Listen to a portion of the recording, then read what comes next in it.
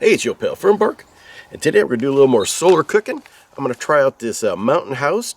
We got buffalo style chicken mac and cheese. Seems like it wouldn't be that hard to say, but it was for me. Anyhow, let's get it rolling. All right, here's your nutritional data. If you eat the whole bag, that's 580 calories with, what do we got here? It's 36 grams of protein. And I'm trying to read this upside down, and only 1440 milligrams of sodium, which may seem like a lot, but for a Mountain House entree, that's almost nothing. Well, let's pop this baby open.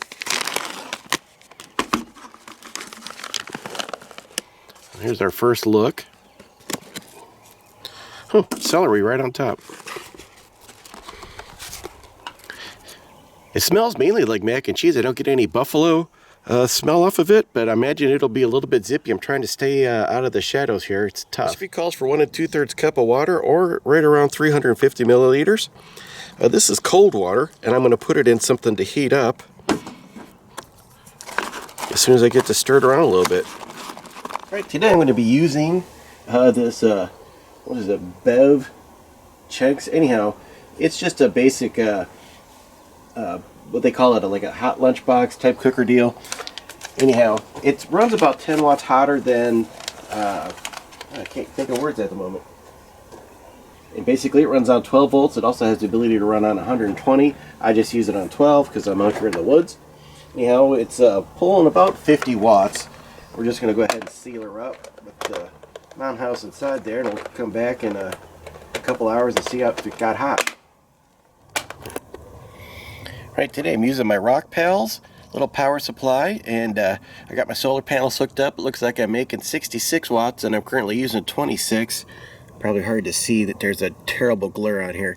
Anyhow, this is a pretty neat little unit. It's got a little bit over a 600 watt hour battery in there.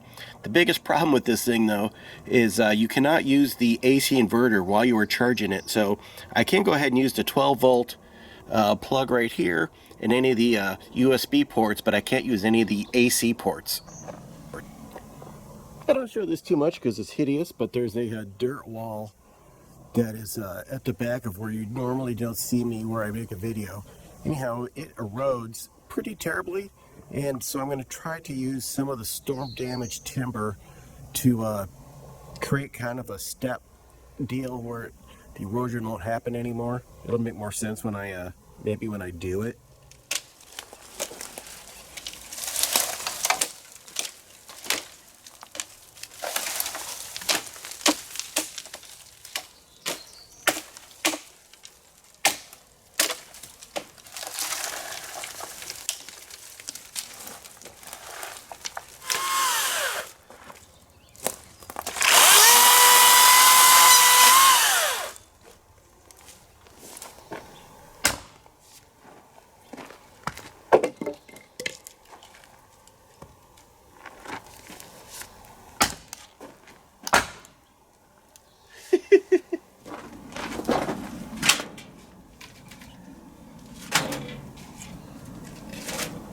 So in addition to working on my wall and putting my solar shed into summer mode, so what we're looking at right here is a Ryobi 18 volt hybrid fan, and I got it hooked up to 110 power right now, but you can see, maybe not so much, this is where the 18 volt battery would plug in, and I have it hooked up to this temperature controller. And basically what that does, if you can read sideways, is I have it set to turn on at 81 and turn off at 75 degrees. And basically it will set power to this fan when it hits those parameters. And then when it drops down to 75 degrees in here, the fan will shut off. Now the good news is this takes very low power. So this only uses like 15 watts on the low setting. I got it on medium right now, but I'll turn it back down to low. In fact, I should probably... Whoop, wrong light. Yeah, so that's just 15 watts right there, and it really blows like a hurricane. Anyhow, we got the old Magnuson hooked up. I did some work in here today. You probably can't tell, but I can actually walk in here now, so that's pretty cool. But anyhow, I mounted this panel for the first time in 8 years, and that's actually pretty handy. Kind of wish I had done that earlier. But anyhow, I had to get a new panel because I also today upgraded to some lithium batteries. So this is going to make a big difference in how long I can run projects up here. So that's pretty nice. Yep, so we got making about 300 watts to the good, 12 amps, which is nice. But yeah, with the batteries I had in here, and that's on me, I treated them poorly, so they would not, no one would ever expect that they would last worth a flip, but yeah, this is way better. You're gonna have to trust me on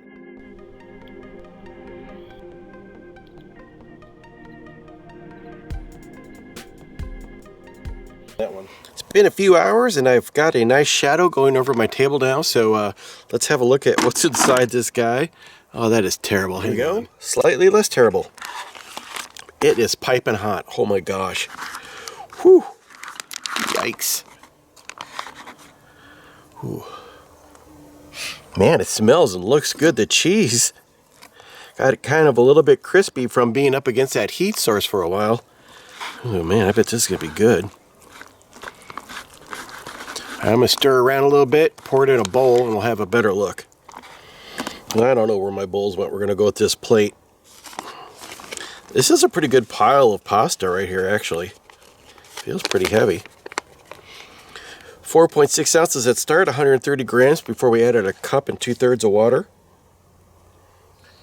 Well, I had to move into the shade because I got hot, and that's how it works. Anywho, before we get to the taste test, I have to show you this exciting find. After just, this all fat wood, after only 8 years, and I don't know, like several thousand hours of looking, here we are. Cannot wait to fire that up. Alright, taste test time. Look at that glorious goodness. It doesn't even fall off the, well, eventually. Spoon sticking good. Let's give her a taste. Ooh, that is so hot. Yep, no. It's going to be a minute more. Alright, let's hope this puppy's cooled down. I am so hungry. Haven't had food all day.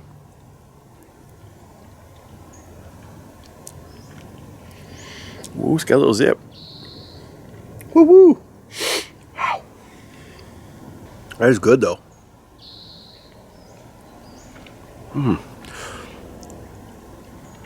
Yeah, a little spicier than probably your old pal normally goes for.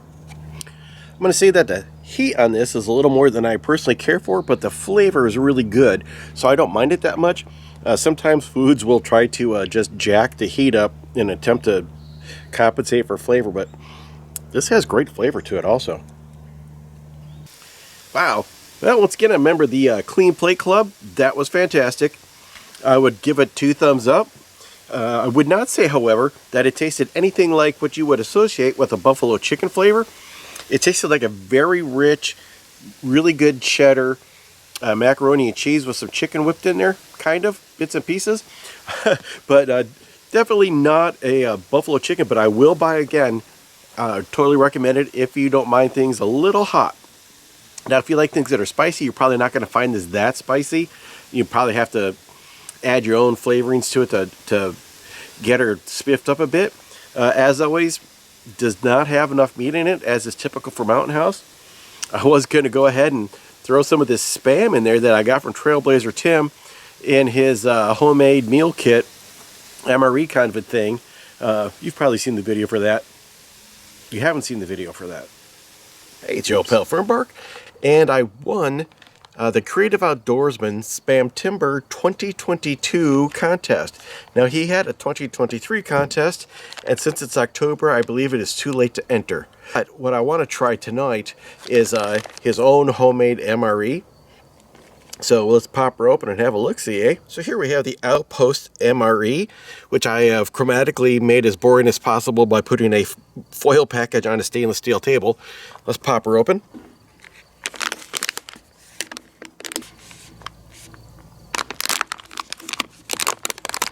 All right.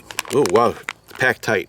I'm just going to pull everything out and we'll have a look. I got everything out of the package. It was actually quite a lot of stuff for that little bag. And you can see we got cashews, tuna, Spam. We got a couple peanut butters, some Advil, which is actually a great idea. We got one, I'm going to guess it's beef. I didn't open it up. It's the beef. We got 3 drinks, 2 pineapples, and a cherry blue typhoon, which is a flavor I'm not even sure I had ever heard of before. We got some crystals, which would probably go good on one of these. No, probably not that. Salt and pepper, great idea. And some hot hands, which I probably will not be using today since it's about 68 degrees outside. So I spent a few moments analyzing the product here and doing some tabulations on my tablet. And it's the funny thing is, the cashews are actually like, I think, the best nutritional value. This is 5 ounces of cashews. This is 2.5 ounces of SPAM. The SPAM, if you double the weight to match the cashews, has 460 calories and 18 grams of protein. And the cashews have 800 calories and 40 grams of protein. So twice the protein and a lot more calories for the same weight, and way less fat. Although people argue, I'm going to say that the fat in a piece of SPAM is not the good fat that people who like to put fat arguments in the comments are talking about.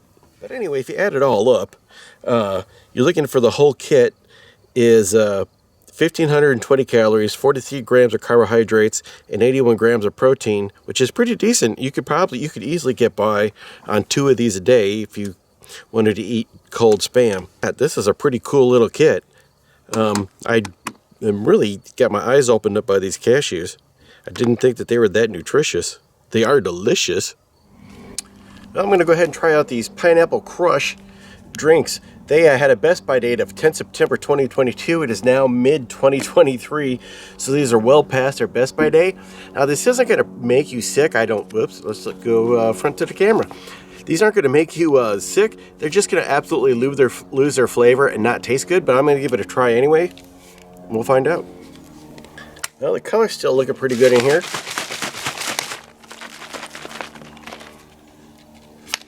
Let's give her a chug. Ooh, I got a real good pop of pineapple smell before I took a drink out of it. I'm surprised this is actually still pretty decent. We got a few floaties in there, but the flavor is good. But that brings me probably to the biggest point. This table is hot. That's not my biggest point, but the table is still hot.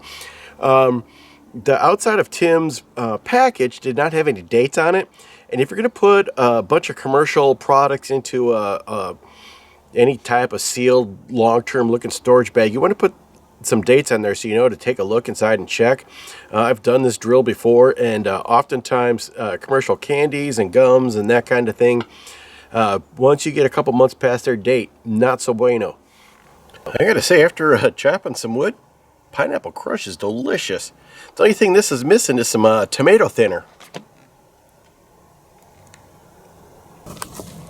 Plant update of the video, or this week, is going to be this iris that I just barely got up here in time to see bloom. I got irises planted all over the place, but this is the only one that's bloomed this year.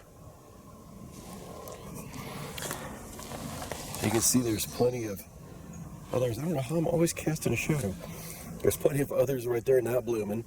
This is Rosa Sharon and a different colored Rosa Sharon, which I need to get a fence around because the deer love these.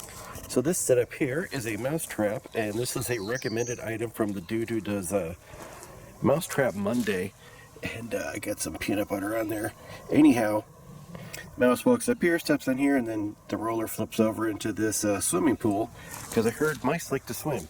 Anyhow, also I've seen a gopher climb up on that and walk around the edge. He's big enough he can actually hang on to the edge of the bucket and then reach across and eat the peanut butter off of the pole without actually getting on the pole. However, the point is, if he wants to do that, I'm hoping that an owl will come and land in this tree and wait for him and then jump down and get him.